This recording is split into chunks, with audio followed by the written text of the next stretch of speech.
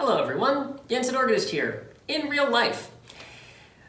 This week's Hermitcraft episode is not quite done, and I decided rather than trying to make myself crazy by spending ridiculous amounts of hours on the computer that I didn't have, I just thought I would extend it by a week and do a little something different today that I hope you will enjoy. If you don't, oh well, Hermitcraft will be back next week. So I'm not a huge merchandise person when it comes to Hermitcraft and YouTubers in general. I say that wearing my Scarland shirt. I'm not big on the figures and the plushies, but there was something that came out with this latest season of Hermitcraft that kind of really spoke to me as a collectible that I could get behind. And so I wanted to share a couple of things that I got that I think you will enjoy. So if you've been following Season 9 of Hermitcraft, you know that Vintage Beef created his own trading card game, which was extremely popular amongst the hermits and then became its own real-life game. Now I looked into getting the game. I'm not really big into those types of games. So when I looked at the cards and the prices and, there was the chance that you weren't going to get every card, I decided, it wasn't really worth it. But then they came out with some special edition Hermit cards, that were sold individually, and that I really kind of appealed to me. And so I decided that I would go ahead and get a little bit of Hermitcraft history. And so I went ahead and got 5 cards from some of my favorite hermits. And so I just kind of wanted to share those off and show those off today so you could see them. And I've seen other people posting online, the cards that they got, and I just wanted to take a little bit of time to look at the 5 that I got today. So let's take a look at that. So let's start off with probably my favorite hermit, certainly the one that got everything started for me. When I first started watching Minecraft videos, I was following a lot of Mumbo's Redstone videos, and he eventually led me to Hermitcraft and this wonderful world that we all know and love. One of the things I wanted to do with this video is show off, a lot of people have seen the artwork for the cards. I haven't seen pictures of the artwork of the boxes that they come in, so the artwork is really kind of amazing. And so, kind of looking at the box for Mumbo's card, we have a lot on there. And you can see central figure to that, of course, is his Season 9 base that he was working on. But then you also have a nod to Pacific down here. You have his Peace, Love, and Plants from Season 8. There is the Door store. There's the Odia store. So much detail in this box. And yeah, really love how well it showcases all of Mumbo's major projects over the season. So then if we take a look at the card itself, and yes, it is signed. All of these, I decided to get the signed versions of them. So really cool not only to own a little piece of Hermitcraft history, but also to know that this card was held by Mumbo and the other ones that you'll see here. So really like the detail on the cards here. It's really kind of hard to see, but there's a little bit of everything in this artwork. So we've got his Season 6 base up here in the top. I'm pretty sure this is Grumbot here, the original Grumbot from the Mayor's Race in, I think that was Season 7? Yeah, I think that was Season 7. Might have been Season 6. I think it was 7. Then you have his Season 7 base here down the right-hand side. And then, let's see, what else? Along the bottom, oh yes, we have the Turbo horse that he did in Season 8. Couple representations here. On the left side is the button from this year, and somewhere in here is the original button that he did. I forget what season that was in. But yeah, so much detail in this card, and I really like how it was done. So moving on from Mumbo, one of my early favorite Hermits was Wells Night, and I started watching Hermitcraft in season 5, and Wells did this amazing castle and keep and village in season 5, and so that's kind of what is represented here on the box, the castle, the flags, and really is a good representation of what his base looked like in that season. And then Wells's card is a lot simpler. It's mostly just his character there. There's not a ton of details from past bases of his.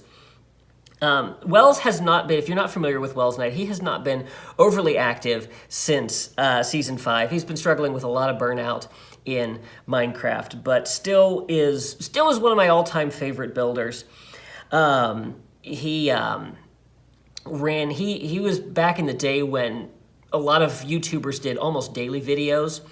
And so I remember my usual thing was coming home for lunch and watching a Wells Night video, because he went back and forth between Hermitcraft and his Kingdom series, both survival series. And I really kind of miss those days, when that was kind of the norm of videos every day or every couple of days. Everything was at a much slower pace, and I feel like you got to see a lot more of the process that builders went through. And don't get me wrong, I love the mega bases.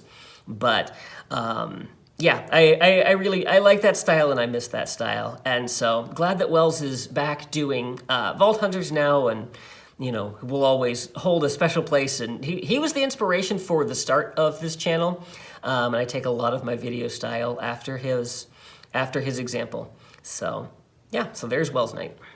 So moving from one of my first favorite Hermit builders to one of my newest favorite Hermit builders, Gemini Tay. So here is the box for hers. Again, she has only been on for a couple of seasons, so not quite as much detail on the box here, but this is her signature deer logo that I think she has as part of her channel art, and so that looks cool. There's a couple of little details in here. There's this little Roman numeral 2, and I'm not sure, I don't know if that's because she's only done 2 seasons of Hermitcraft. And then there's something over here. I can't really make out what that is. But yeah, a really, really cool cover to the box. And then as we open it up, we can see her character prominently displayed, of course, with a sword, as she is known as. Gemini Slay was very big on PvP in Season 9 of Hermitcraft, and then you can see her base in really good detail in the background with the tree and everything, and I think this is a really good representation. I love her building style. I love the creative things that she comes up with. And yeah, it's just, I've always been partial to builders as opposed to the technical side, and I think her style has added quite a lot to Hermitcraft. Moving on to someone who, in my opinion, has been the best addition to Hermitcraft since Season 6, and that is Grian. I originally found Grian's videos through Mumbo. He's kind of the common thread to all of this, and had been watching him before he joined Hermitcraft and really liked his style of video and just all the fun stuff that he got up to. And he is the life of the server, in my opinion. Has been the driving force behind a lot of different storylines, and just so enjoyable to watch, and has brought really a lot of fun to the server. So here is the box for his card. As you can see, we have Grumbot Jr. here from Season 9, and then I believe, part of the content generator that he was using this season. Of course, over here we have his starter house from Season 9, and then on the other side you have a little bit of a rendering of the entity from the shopping district.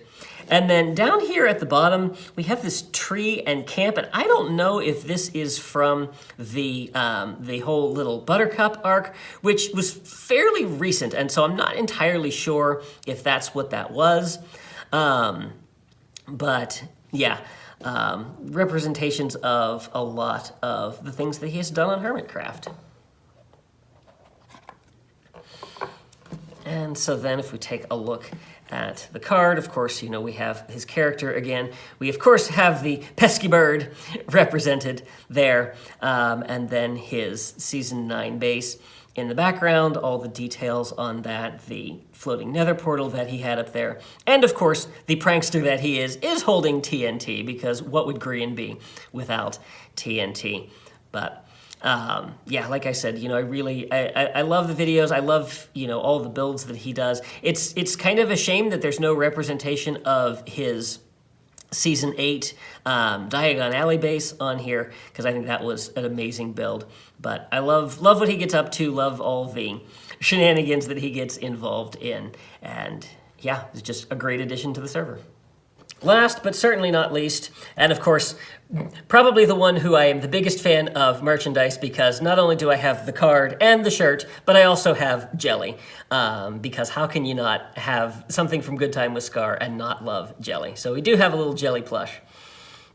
But probably my favorite builder, certainly a man after my own heart with his love of Disney and you know, the inspiration that he takes from that for his builds. But Good Times with Scar is just absolutely amazing what he does, and I have loved watching all the progress of Scarland throughout Season 9, you know, and seeing, you know, his dream for a theme park in Minecraft really come to life, and it's been so fun to watch the progression of that. But as you can see, here is his castle, and then the volcano that he did. I'm pretty sure this rocket ship is actually from the end of Season 8, because I think that was something that he had built at the end. But tons of little detail in here. We've got the trolley down here, the partner statue with Scar and Jelly right there, and just love all of the stuff that made it into this artwork. And so then the card itself, so this has a lot of representation of the other work that he has done on Hermitcraft. So up here on the left side, we have his Swaggin base from Season 8. And then we have, I think the snail's name was Larry, was the start of his Season 7 starter house. That was a very unique build as he went through there. Down at the bottom, I'm not entirely sure if this is a representation of Scarland or Aquatown from Season 7, but reminiscent of, you know, some of the smaller buildings that he's done, but still all the detail. And then, of course, we have the castle up here on the right. Yeah, tons of little detailing here, incorporating a lot of the work he has done over the seasons. And overall, just a phenomenal builder, blows me away every single video that he puts out with the creative things that he comes up with, and just so exciting to see his visions come to life, and I can't wait to see what he does in the future. So there we have it. That is my Hermitcraft merchandise. I hope you enjoyed a little look at that, especially now that Season 9 is over and as we wait for Season 10.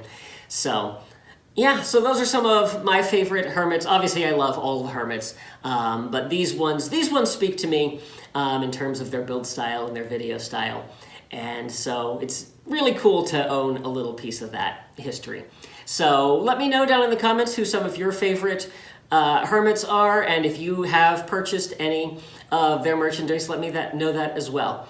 So thank you all for watching, and I will see you back on Hermitcraft next week.